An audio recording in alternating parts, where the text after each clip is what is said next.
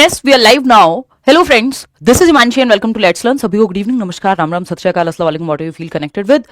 बहुत ही बेहतर न्यूज़ कहेंगे कि केंद्रीय विद्यालय में हजारों हजार की संख्या में वैकेंसी हैं अलग अलग पोस्ट के लिए, चाहे आप स्पेशल एजुकेटर की तैयारी कर रहे हो, प्राइमरी टीचर हो, टीजीटी हो, पीजीटी हो, और वैकेंट पोस्ट का नंबर तक दिया हुआ है। जैसे प्राइमरी में 16,000 वैकेंसी हैं, इसी तरह से अलग अलग पोस्ट पे अलग अलग वैकेंसी, नंबर ऑफ वैकेंसीज की चर्चा हुई है। कुछ रिक्रूटमेंट के रूल्स में चेंजेस हैं, जो कई सारे चेंजेस ऐसे हैं जो अच्छे के लिए हुए हैं, उन पे हम चर्चा करेंगे। और वैकेंसी जो है केंद्रीय विद्यालय 2025 की जो वैकेंसी है वो आपको जल्दी ही देखने को मिल जाएगी, ऐसा पूरी संभावना इसको देख करके हम लगा सकते हैं। अभी कुछ टाइम पहले वैकेंट कितनी है पोस्ट उसका नोटिस जारी हुआ था, उसकी चीज़ें थी जो मैं पढ़ रही थी, बट उस पर हमने चर्चा नहीं की थी अलग से। तो पूरी संभावना थी कि भाई जल्दी से जल्दी वैकेंसी आएगी, और केंद्रीय विद्यालय की वैकेंसी एक तरह से आपके सामने है देखने के लिए। तो आप बढ़िया से अपनी तैयारी शुरू कर दें। स्टार्ट करेंगे। बैच आपका ऑलरेडी चल रहा है करियर विल पे। केंद्रीय विद्यालय के प्रीवियस ईयर पेपर, मॉक वगैरह आप कहाँ लगाएंगे उस सब पे चर्चा करेंगे। लेट्स लर्न की ऐप आ चुकी है, वो आप एक बार डाउनलोड कर लेंगे। तो चर्चा करते हैं, समझते हैं कि क्या सब्जेक्ट कॉम्बिनेशन की बातें हैं, क्या चेंजेस हैं। जैसे अब पीजीटी कंप्यूटर साइंस के लिए जो है आपका बीएड कंपलसरी हो गया, या जो आपका सब्जेक्ट कॉम्बिनेशन की बातें हैं उन पे चर्चा करेंगे। ठीक है जी, चलिए बहुत बढ़िया। केंद्रीय विद्यालय जिसको बेसिकली 2025 ऐसा साल हमें नजर में आ रहा है जो कि अगर आपको एक नौकरी अच्छी जगह पे चाहिए तो वो मिल जाएगी अगर आप सही से मेहनत करते हैं तो, है ना। एक सरकारी नौकरी, टीचिंग की अगर हम बात कर रहे हैं, चाहे केंद्रीय विद्यालय हो, ईएमआरएस की हम बात कर चुके हैं ऑलरेडी, तो जरूरी नहीं है कि आपके राज्य में वैकेंसी निकली हो, बट हाँ देश भर में एक नौकरी आप पक्की कर सकते हैं यदि आप सच में ढंग से तैयारी कर रहे हैं किसी भी टीचिंग एग्जाम की। और ये मैं बिल्कुल प्रेफर नहीं करती कि आप सालों साल अपने तैयारी में ही निकाल दें। एक लिमिटेड टाइम तय करिए और उसी दौरान तैयारी करके अपना जो भी पहले नौकरी मिले उसे एटलीस्ट ले लीजिए, फिर उसके बाद अपने चेंजेस करते रहिए। और केंद्रीय विद्यालय संगठन देश भर में अलग अलग स्कूल हैं ही आपकी, समझते हैं अलग अलग टाइप की चीजों को। ये आपका केवीएस की ऑफिशियल वेबसाइट है जहां पे ये नोटिस है, आप जाकर के डाउनलोड कर सकते हैं। और ये मैंने वैसे टेलीग्राम पर भी शेयर कर दिया है। सारी चीजों के बारे में चर्चा करेंगे एक एक करके। अगर हम बात करते हैं तो ये रिक्रूटमेंट रूल्स में चेंजेस हैं, जो नवोदय विद्यालय के भी रिक्रूटमेंट रूल्स में चेंजेस हैं, इधर केंद्रीय विद्यालय में है। केंद्रीय विद्यालय की अभी हम बात कर रहे हैं, अलग अलग पोस्ट की बात करेंगे, अलग अलग एलिजिबिलिटी क्राइटेरिया क्या है, तैयारी कैसे करनी है, सब पे बात करेंगे। ठीक, तो इन्होंने कहा है कि in supersession to existing recruitment rules, यानी आज तक के जो रिक्रूटमेंट रूल्स थे, नियम थे, ये एलिजिबिलिटी क्राइटेरिया है, वो एज क्राइटेरिया है, इन सबको सुपरसीड कर दिया गया है। ये एकदम फ्रेश रूल्स है, supersession to existing rules. अब ये नए रूल्स हैं जो आज से बात होगी। The recruitment rules for teaching and non teaching post, even कुछ नॉन टीचिंग पोस्ट के लिए भी बीएड मांगा है, उस पर हम चर्चा करेंगे। क्या लिखा हुआ है? The recruitment rules for teaching and non teaching post as approved by chairman KVS. ये थोड़ा सा मुझे खराब लगता है, चेयरमैन, एक्स सर्विसमैन, केंद्रीय विद्यालय जैसी संस्था। मतलब ये मेरी रिक्वेस्ट ही है केंद्रीय विद्यालय को कि इस चीज को प्लीज देखें एक बार, इसको चेंज कराएं कि हम तो सीटेट में या बाकी सभी टीचिंग एग्जाम में जेंडर पढ़ाते हुए ये समझा करके जो है थक जा रहे हैं टीचर्स को या भावी अध्यापक या अध्यापिकाओं को, जो फ्यूचर टीचर्स हैं, कि आप जेंडर न्यूट्रल लैंग्वेज का यूज करें। चाहे चेयरमैन हो तो चेयरपर्सन लिखें, है ना। एक्स सर्विसमैन लिख रहे हैं आप खुद, तो वो एक्स पर्सन होना चाहिए। तो जब केंद्रीय विद्यालय जैसी ऑटोनॉमस संस्था जो अपने आप में इतने सारे टीचर्स को रिक्रूट कर रही है, प्रिंसिपल्स को रिक्रूट कर रही है, वो इस तरह की गलतियां करेगी, इस तरह से लिखेगी, अगर भाषा का इस्तेमाल वहां जेंडर न्यूट्रल नहीं होगा तो आगे टीचर्स कैसे करेंगे या बाकी बच्चे कैसे करेंगे कल जो केंद्रीय विद्यालय में पढ़ रहे हैं, चाहे वो टीचर्स हैं जो पढ़ा रहे हैं देश भर में। ये गलत मैसेज जाता है मेरी नजर में, है ना। तो इस चीज को देखा जाना चाहिए कि ये चेयरमैन लिखवाने की बजाय या एक्स सर्विसमैन लिखवाने की बजाय एक्स सर्विस पर्सन या चेयरपर्सन का यूज हम करें, जेंडर न्यूट्रल लैंग्वेज। एटलीस्ट केंद्रीय विद्यालय या बड़ी बड़ी संस्थाएं देश भर में जो जहां पे जेंडर न्यूट्रल लैंग्वेज यूज ही नहीं होती, वहां वही पुराना ढर्रे पे जो चीजें चली आ रही हैं तो वही टाइपिस्ट पुरानी चीजें टाइप कर देते हैं। सारे नोटिस में देखती हूँ सब में ऐसे ही होता है। इससे सिर्फ केंद्रीय विद्यालय की बात नहीं है, बाकी जगहों पे भी मैं देखती हूँ बहुत बार। तो कृपया करके इस चीज को, जो भी कंसर्न अथॉरिटीज हैं, आप भी इस चीज को शेयर करें कि ये भाषा को चेंज किया जाए, चेयरमैन ना लिख करके चेयरपर्सन। जेंडर न्यूट्रल लैंग्वेज का अगर हम यूज कर पाए, ऐसे ही धीमे धीमे चेंजेस आते हैं। जब हम लैंग्वेज को चेंज करते हैं तो हमारी साइकी में भी चेंज आता है, हमारे बर्ताव में भी चेंज आता है ना। और हम तो टीचिंग में तो ये पढ़ते ही हैं और पढ़ाते ही हैं कि जेंडर न्यूट्रल लैंग्वेज कितना जरूरी है, समझते हैं। खैर, बेसिकली जेंडर न्यूट्रल लैंग्वेज क्या है? जहां जेंडर दिखे ही ना। काम महत्वपूर्ण है, एक व्यक्ति का जेंडर महत्वपूर्ण नहीं है कि वो चेयरमैन है कि चेयर वुमेन है। चेयरपर्सन इज इंपॉर्टेंट, कि जो व्यक्ति है वो इंपॉर्टेंट, मतलब जो काम है वो इंपॉर्टेंट है, उस जगह पे कौन व्यक्ति बैठा हुआ है कोई मतलब नहीं है, हमें उसका जेंडर जानने की जरूरत ही नहीं है। ठीक, चलिए खैर ये तो हुई एक बात, मैं थोड़ी भावुक हो गई इस चीज को देख करके। आगे आते हैं काम की बात पे। और तो ये एकदम ऑफिशियल नोटिस है जिसमें ये जो चेंजेस हैं, रिक्रूटमेंट चेंजेस, वो बताए गए हैं, और जिससे हमें ये पता लगता है कि वैकेंसी इतनी खाली है और जल्दी ही जब ये इतने बड़े चेंजेस हो रहे हैं तो वैकेंसी भी देखने को मिलेगी विद इन अ मंथ और सो, मान के चलना है, संभावना ऐसी है कि अगले 1 महीने में वैकेंसी देखने को हमें मिल सकती है। चलिए समझते हैं, ये संभावना है।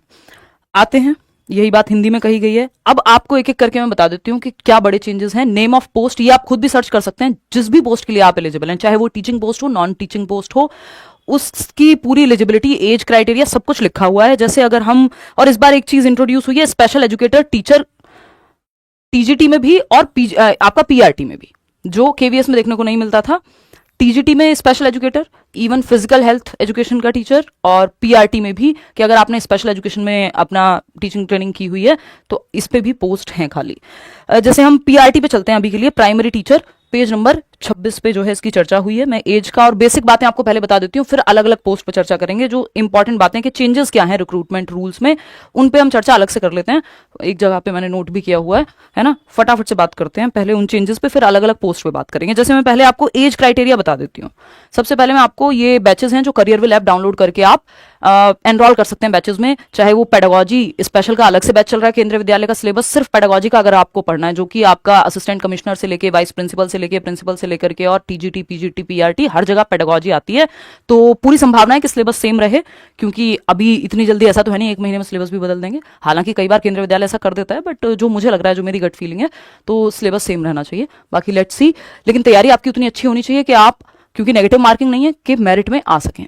तो बैचेस ऑलरेडी चल रहे हैं करियरविल ऐप पे, आप डाउनलोड करके, एकदम बेसिक बेयर मिनिमम फीस है, टीचिंग सेक्शन में जाएं और वहां जाके एनरोल कर लें और अपनी तैयारी शुरू कर दें। बहुत सारे लर्नर्स ऑलरेडी कर रहे हैं तैयारी। ठीक, इसके अलावा लेट्स लर्न की ऐप पे आपको बैच अभी कोई नहीं मिलेगा, अभी आपको मॉक टेस्ट मिलेंगे, फ्री नोट्स मिलेंगे, और इसके अलावा आपके प्रीवियस ईयर क्वेश्चंस को भी आप मॉक टेस्ट की फॉर्म में दे पाएंगे या डाउनलोड कर पाएंगे। ये आप लेट्स लर्न की ऐप कर लें डाउनलोड। अभी होली पे इसको जो है इंट्रोड्यूस किया था इंस्टाग्राम पे, यूट्यूब पे ज्यादा इस बारे में चर्चा हुई नहीं है, फिर कभी करेंगे उस बात पे चर्चा। बस मैं ये अभी आपको बता दे रही हूँ क्योंकि प्रीवियस ईयर इंपॉर्टेंट हो जाते हैं, या सिलेबस वगैरह भी मैं यहाँ डलवा दूंगी ऐप पर ही। ठीक है ना, तो ये हुई 2 बातें। अब आ जाते हैं, अगर मैं एज की बात करती हूँ, अगर मैं एज की बात करती हूं, तो चाहे वो पीआरटी हो, है ना, क्योंकि केंद्रीय विद्यालय ऐसी संस्था है जहां काफी रिलैक्सेशन हमें एज में देखने को मिलता है, उसका मैं रीजन अभी बताऊंगी। टीजीटी और पीजीटी, जिनको नहीं पता पीआरटी, टीजीटी, पीजीटी क्या होता है, तो PRT 1st to 5th class का टीचर है, कक्षा 1 से 5। ठीक, टीजीटी में आप देखते हैं 6th to 10th, और अगर हम बात करते हैं पीजीटी की, तो 10th क्लास के टीचर 6th to 10th के बीच में आप टीजीटी कहलाएंगे, और 11th और 12th के टीचर को पीजीटी पोस्ट ग्रेजुएट टीचर कहते हैं, ट्रेंड ग्रेजुएट कहते हैं हम टीजीटी को, पीआरटी प्राइमरी टीचर। ठीक, तो अगर मैं एज की बात करूं, सबसे पहले तो आप यही देखेंगे ना, आप हैं भी इस दायरे में या नहीं, क्योंकि एज ही सबसे ज्यादा महत्वपूर्ण है जब आप सरकारी नौकरियों की तैयारी करते हैं, है ना।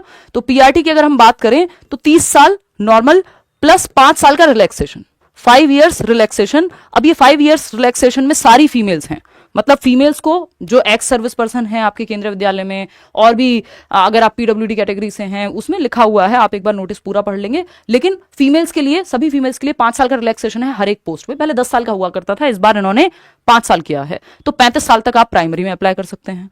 अगर हम बात करें, अगर आपके पास कोई भी रिलैक्सेशन लागू ही नहीं हो रहा, तब 30 साल है नॉर्मल केस में। ठीक, 35 साल है टीजीटी के लिए, प्लस 5 ईयर्स का रिलैक्सेशन यदि आप फीमेल कैंडिडेट्स के लिए 40 साल हो गई। ठीक, फिर अगर हम बात करते हैं 40 प्लस 5 ईयर्स रिलैक्सेशन आपका पीजीटी पोस्ट पे, अगर फीमेल हैं आप तो। ठीक, या फिर अदर कैटेगरी में आते हैं, आप एक्स सर्विस पर्सन हैं, आप स्पेशली एबल्ड हैं, वो सारी अगर क्राइटेरिया आपके हैं, तो फिर उस केस में भी 5 साल का रिलैक्सेशन मिलेगा। ऐसा नहीं कि 5 और एक्स्ट्रा, बस 5 साल का ही रिलैक्सेशन है, किसी भी कैटेगरी से आप अगर ले रहे हैं तो। ऐसा मुझे लग रहा है, एक बार आप फिर भी चेक कर लेंगे कि आप 2 कैटेगरी में आ रहे हैं या नहीं, बट वो 5 का ही मिलना चाहिए। एग्जाम पैटर्न चेंज हुआ या नहीं, अभी इस पे कोई भी चर्चा नहीं है। संभावना है कि चेंज ना हो, बहुत कम चांस है कि चेंज हो, क्योंकि समय ज्यादा नहीं है। अगर 1 महीने के अंदर अंदर वैकेंसी देखने को मिलेगी तो पैटर्न चेंज हो जाए, इसकी संभावना कम ही है, बट यू नेवर नो। लेकिन सिलेबस चेंज होता भी है तो ऐसा नहीं है दुनिया चेंज हो जाती है, बेसिक्स तो सेम ही रहते हैं, तो पढ़ना तो आज से ही पड़ेगा। ये थोड़ी है कि हम सोचें 1 महीना और वेस्ट करते हैं इस चक्कर में, पूरा 1.5-2 महीने का टाइम मुश्किल से देता है केंद्रीय विद्यालय पेपर आने के, आपकी नोटिफिकेशन आने के बाद, तो उसमें तो फिर तैयारी वैसे नहीं हो पाएगी। तो हम ये सोच के नहीं बैठे रह सकते कि जब फाइनल अनाउंस होगा पैटर्न तब हम तैयारी करेंगे। अभी हम पुराने ही पैटर्न को ध्यान में रखते हुए तैयारी कर रहे हैं, बैचेस में आप जुड़ जाइए, और अगर उस टाइम पे कोई भी चेंज होता है तो वो फटाफट से आपको वो भी कवर करा दिया जाएगा। ठीक, चलिए खैर आते हैं और क्या इंपॉर्टेंट चेंजेस हैं इसमें, फटाक से देखते हैं। अगर मैं बात करूं, आपको पता ही है प्राइमरी में बीएड वाले अलाउड है ही नहीं, अब एनसीटीई ने बोल दिया था। तो आपको प्राइमरी का टीचर बनने के लिए बेसिक आपकी जो टीचिंग ट्रेनिंग है, डीएलएड या आपने स्पेशल एजुकेशन वाला किया हो, बेसिकली डिप्लोमा होना चाहिए, 2 साल का डिप्लोमा या आपका बीएलएड। ठीक, डिप्लोमा या फिर बीएलएड आपका यहां होना चाहिए अगर आप पीआरटी के लिए जा रहे हैं, साथ में सीटेट ऑफ कोर्स। फिर अगर हम बात कर रहे हैं टीजीटी की, तो यहां आपका ग्रेजुएशन और प्लस आपका बीएड प्लस सीटेट तो चाहिए ही होता है। पीजीटी में सीटेट की जरूरत नहीं होती, बट यहां पे बीएड आपका मास्टर्स, मैं एमए लिख दे रही हूं फॉर एग्जांपल, प्लस आपका बीएड। पीजीटी कंप्यूटर साइंस के लिए पहले जो है आपका बीएड नहीं चाहिए होता था, इस बार चाहिए, इन्होंने ये कहा है। अब यहां पे एक चीज का ध्यान रखना है, इन्होंने क्लियर किया है कि सब्जेक्ट कॉम्बिनेशन, अगर आप जा रहे हैं पीजीटी के लिए, तो जिस सब्जेक्ट में आपने, मान लीजिए इंग्लिश में आपने मास्टर्स किया है, यानी आपकी एमए अगर आपने की है, या कोई और सब्जेक्ट है तो मान लीजिए एमएससी किया है मैथ्स में, तो वो आपने ग्रेजुएशन में भी पढ़ा होना चाहिए, इन्होंने ये लिखा है। ऐसा नहीं कि ग्रेजुएशन आपने कर ली मान लीजिए किसी भी सब्जेक्ट से या कॉमन सब्जेक्ट से, और पोस्ट ग्रेजुएशन ऐसे सब्जेक्ट से की, मान लीजिए ज्योग्राफी से की, जो आपकी ग्रेजुएशन में था ही नहीं, तो आप फिर ज्योग्राफी के टीचर नहीं बन सकते। शर्त यह है कि आपको 11th-12th का यदि एक सब्जेक्ट का टीचर बनना है, मान लीजिए हिंदी का, तो वो हिंदी आपने पढ़ी होनी चाहिए ग्रेजुएशन में भी, तो वो सब्जेक्ट जो मास्टर्स में आपके पास सब्जेक्ट है वो ग्रेजुएशन में भी आपने पढ़ा होना चाहिए। ठीक, तब जाकर के बात बनेगी। और इसके अलावा अगर हम बात करें टीजीटी की, तो अगेन यहाँ पे तो बात वही है कि आपने ग्रेजुएशन लेवल पे वो सब्जेक्ट पढ़ा हो जिसके लिए आप टीचर बन रहे हैं, ये तो ऑब्वियस ही इन्होंने लिखा हुआ है। पीआरटी का आपको पता ही है, बीएड छोड़ के बाकी कोई भी जो भी डिप्लोमा है आपका या बीएलएड है, जो 4 साल का इंटीग्रेटेड कोर्स होता है, प्राइमरी के लिए एलिजिबल आप हैं, साथ में अगर आपने सीटेट किया हो इन दोनों जगहों पे। ठीक, ये एक बेसिक सी जानकारी मैंने आपको दे दी जो लगभग हर एक पोस्ट पे लागू होगी। हाँ, जेंडर बायस नहीं बनना है, चेयरमैन नहीं लिखना है, चेयरपर्सन लिखने की कोशिश करनी है। चलिए खैर, कुछ और महत्वपूर्ण बातें जो मैं आपको बता देती हूँ, फिर हम एक पोस्ट को प्रॉपर पढ़ेंगे कि आपको ये पढ़ना कैसे है और इसको समझना कैसे है। जैसे मुख्य मुख्य बातें हैं जो कुछ बदलाव हैं, कि एक तो पीजीटी कंप्यूटर साइंस में हमारी बात हो गई कि बीएड अनिवार्य कर दी है। इसके अलावा आपका ये ग्रेजुएशन और पोस्ट ग्रेजुएशन में जो सब्जेक्ट कॉम्बिनेशन है उस पर हमारी चर्चा हो चुकी है। कुछ नॉन टीचिंग पोस्ट के लिए भी बीएड ये लोग लेकर के आ गए हैं, तो बीएड वहां पे भी चाहिए, वो नॉन टीचिंग वाले अपना सर्च करके देख लेंगे एलिजिबिलिटी क्राइटेरिया क्या है। टीचिंग पोस्ट जो टीचिंग से रिलेटेड है, स्पेशल एजुकेटर की एंट्री हो ही गई है। पीआरटी और टीजीटी लेवल पे स्पेशल एजुकेटर भी अब परमानेंट यहाँ पे पढ़ा पाएंगे, जो कि दिल्ली DEET+ भी तो लाता ही है वैकेंसी, अब केंद्रीय विद्यालय भी लेके आएगा। तो जो लोग स्पेशल एजुकेटर का कोर्स करके बैठे हुए हैं वो बढ़िया से तैयारी अपनी शुरू कर दें। और अगर हम बात करें सब्जेक्ट कॉम्बिनेशन की, हमने चर्चा कर ही ली है कि थोड़ा क्लैरिटी इन्होंने दे दी है, तो ये सारी कहानी है। एज और एलिजिबिलिटी की हमने मुख्य बातें कर ली हैं। अब यहाँ पे एक चीज और मैं आपको बता दूं, केंद्रीय विद्यालय का जो पूरा प्रोसेस है, तो आप पहले एक रिटर्न एग्जाम देते हैं, है ना, आप एक रिटर्न एग्जाम देते हैं जो ऑनलाइन हुआ था इस बार, लास्ट टाइम जितना मुझे याद है, तो एक सीबीटी कह देते हैं इसको हम, कंप्यूटर बेस्ड टेस्ट। वैसे तो पहले रिटर्न ही हुआ करता था, तो ये एक तरह से वही आपका ऑब्जेक्टिव टाइप टेस्ट है। ठीक, जितने भी नंबर का, 180 का है, 150 का है, वॉटेवर, ठीक, वो अलग अलग लेवल पे रहता है। इसके बाद जब आप ये क्लियर कर लेते हैं, कट ऑफ इसकी, इसमें नेगेटिव मार्किंग होती नहीं है, कट ऑफ इसकी जब आप क्लियर कर लेते हैं तो फिर आपका इंटरव्यू है, जिसको डेमो टीचिंग जिसमें है और भी आपका बेसिक इंट्रोडक्शन है, उस पर चर्चा बाद में करेंगे। इंटरव्यू की चिंता तब कीजिएगा, पहले अभी आप इसकी तो तैयारी कर लो। ठीक, तो फिर इंटरव्यू है, फिर एक मेरिट बनती है कि भाई 85% मान लो रिटर्न का है, 15% इंटरव्यू का है, तो रिटर्न की महत्ता जो है या इंपॉर्टेंस वो ज्यादा रहती है एनी डे, या जो सीबीटी एग्जाम है उसकी ज्यादा रहती है, ऑब्जेक्टिव जो टेस्ट है उसकी इंपॉर्टेंस ज्यादा रहती है। अगर हम बात कर रहे हैं किसकी, इंटरव्यू के मुकाबले, तो वो इंटरव्यू का अपना रोल है, लेकिन अभी आपको ये इस पे ही फोकस करना है। फिर आपको एक सरकारी नौकरी मिलती है। अगर हम पीआरटी की बात कर रहे हैं, ग्रेड बी की जॉब है, आप सभी जानते ही हैं।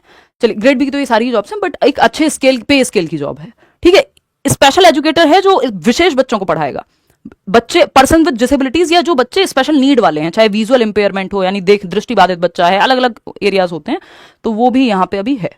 ठीक है, क्लास लेंगे बिल्कुल, बैचेस में तो चली रही हैं क्लासेस आपकी, और जैसे एग्जाम आएगा तो और बढ़ा देंगे। यूट्यूब पे हाँ मैं थोड़ा कम एक्टिव हूँ, धीरे धीरे वहां भी हम लोग मिलेंगे। ठीक, एग्जाम आएगा अभी ना, तो सीटेट आ रहा है, आए तब तो फिर हम लोग शुरू करें डेली की कहानी। अब कोई और बात हो तो आप पूछ सकते हैं। एक बार मैं आपको ये दिखा देती हूँ यहाँ पे जो क्राइटेरिया है। फॉर एग्जाम्पल, अगर हम जैसे ये हेडमास्टर की पोस्ट का क्राइटेरिया है, सारी ही पोस्ट अलग अलग लिखी हुई है इन्होंने। एक बार हम पीआरटी पढ़ लेते हैं, क्योंकि एक और इंपॉर्टेंट चीज है कि इन्होंने हर एक लेवल पे बताया हुआ है कि कितनी वैकेंसी किस पोस्ट के लिए खाली है ना। इसका मतलब पूरी गिनती हो गई, रिक्रूटमेंट के रूल्स आ गए, बस अब वैकेंसी का नोटिस आपके सामने आना बाकी है। तो आप बिल्कुल भी इसको ऐसे ना लें कि पता नहीं आएगी वैकेंसी, नहीं आएगी, जब आएगी तब तैयारी करेंगे। वैकेंसी आएगी ही आएगी, विद इन अ मंथ देखने को मिल सकती है। फटाफट से तैयारी शुरू कर दो जिन्होंने नहीं की है। जो लोग कर रहे हैं बहुत खुशी की बात है, क्योंकि फिर मेरिट में जो है पीछे रह जाते हैं तो दुख होता है बाद में।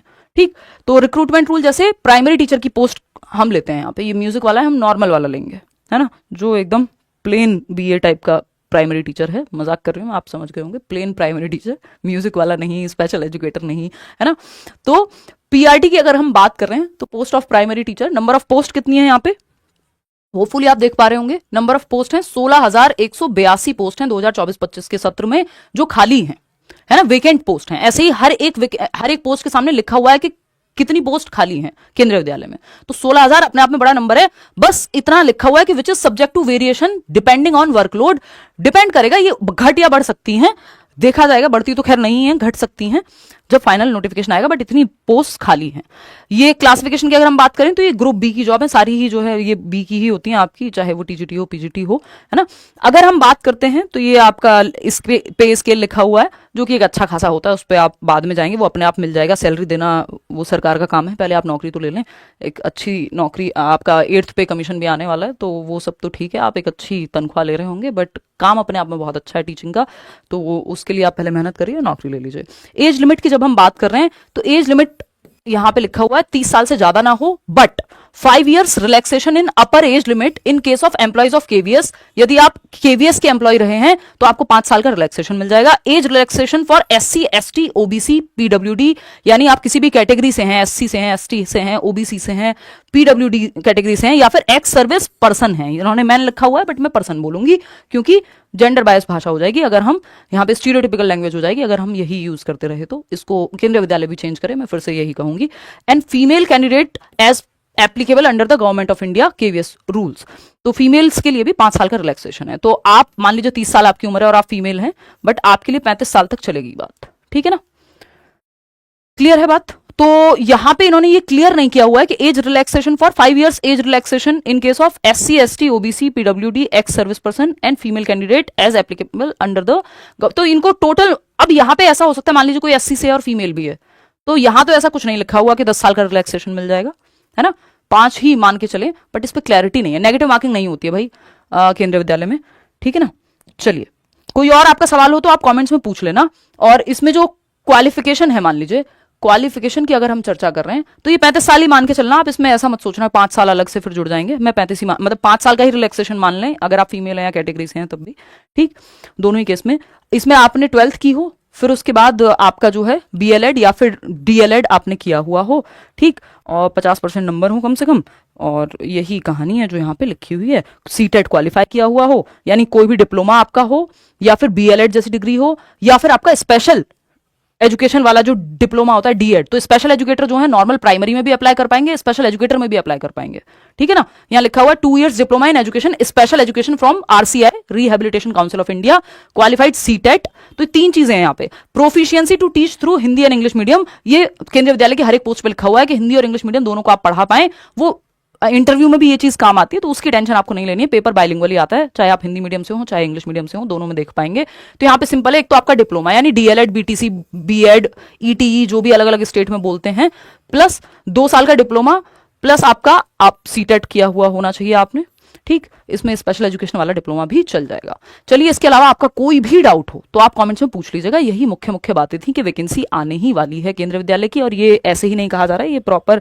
चीजें हमारे सामने हैं, वेबसाइट पे ये सारी बातें की हुई हैं, तो वैकेंसी बहुत जल्दी देखने को मिलेगी। इस बात का हम आइडिया यहाँ से देख के लगा सकते हैं, तो आप तैयारी अपनी मस्त तरीके से शुरू कर दीजिए। और दूसरा, आप ये लेट्स लर्न की ऐप डाउनलोड कर लीजिएगा। मॉक टेस्ट या प्रीवियस ईयर वगैरह जो डाउनलोड करने होंगे, सिलेबस जो पुराना सिलेबस रहा है केंद्रीय विद्यालय का, जो 2022 में आई थी वैकेंसी दिसंबर में, तो जनवरी में फरवरी में पेपर हुआ था, तो 2 साल बाद आ रही है। ऐसा कई बार होता है कि पेपर 2 साल बाद तो मिनिमम होता ही है केंद्रीय विद्यालय का, तो कई बार सिलेबस भी चेंज हो जाता है, बट संभावना मुझे कम लग रही है इस बार, ठीक। तो वो प्रीवियस ईयर सिलेबस वगैरह सब इस पे लेट्स लर्न की ऐप पे मैं आपको अलग से डलवा दूंगी। अगर आप बैच टीचर, सारे टीचर्स कंप्लीट आपको पढ़ाएंगे अलग अलग सब्जेक्ट पेडागोजी का, या फिर अगर आपको सिर्फ पेडागोजी चाहिए या जनरल पेपर चाहिए या दोनों चाहिए, तो आप करियरविल ऐप डाउनलोड करके, बैच आपको करियरविल ऐप से ही मिलेगा। लेट्स लर्न ऐप पे जो है आपको जितना भी मटीरियल है, चाहे वो नोट्स हो चाहे वो टेस्ट हो, और अभी वो हम डलवा रहे हैं धीरे धीरे, अभी नई नई ऐप आई है, ये मैं पहली बार ही आपके साथ डिस्कशन कर रही हूँ क्लास में प्रॉपर। चलिए, आज के लिए इतना ही, thank you so much, take care. कोई और डाउट हो तो आप कमेंट्स में पूछ लीजिएगा। बहुत अच्छा सुनहरा मौका है एक तरह से, मतलब गोल्डन चांस है, क्योंकि बार बार मौका नहीं मिलता, वैकेंसी वैसे ही तरस जाता है व्यक्ति। उत्तर प्रदेश में देख लीजिए, वैकेंसी देखने को नहीं है, तो टीचिंग की मैं बात कर रही हूँ, तो आप थोड़ा सा अभी DPSB की भी वैकेंसी इतने टाइम से हम सोच रहे हैं आएंगी आएंगी, लेकिन जो वैकेंसी सामने है उसकी तैयारी भरपूर कीजिए, बाद में पछतावा रहता है सिर्फ। ठीक, take care, bye, all the best. तैयारी करेंगे बढ़िया से, टेंशन नहीं लेनी है। कमेंट्स में बताना कोई और बात हो तो। Like share subscribe.